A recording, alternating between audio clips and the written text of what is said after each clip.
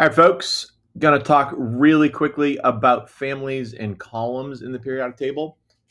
So columns are up and down. We also call them families. They're down the bottom here. I've kind of cut them off, moving this down to use this image. But we name the families by the columns. And typically what we're talking about, especially in 8 of the columns, we're looking at the valence electrons. So you're going to have this periodic table on the exam: 1, 2, 13, 14, 15, 16, 17, 18. Also look at 1A, 2A, 3A, 4A, 5A, 6A, 7A, 8A, going across the top here, or Roman numerals. This in the middle these here are our transition metals in yellow.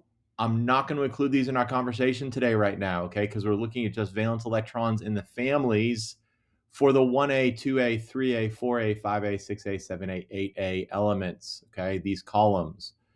What I want you to know is that 1A has 1 valence electron. Ooh, valence electrons, make sure you know the number of electrons in the outer energy level. Refer back to the energy level video if you don't know that.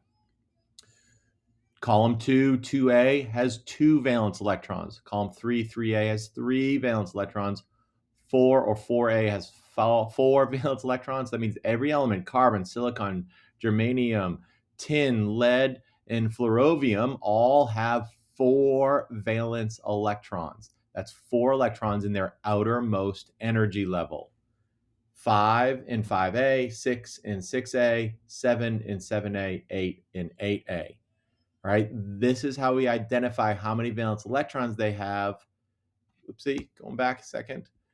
In their energy levels, because that's why we call them families, because they behave similarly because of the number of valence electrons.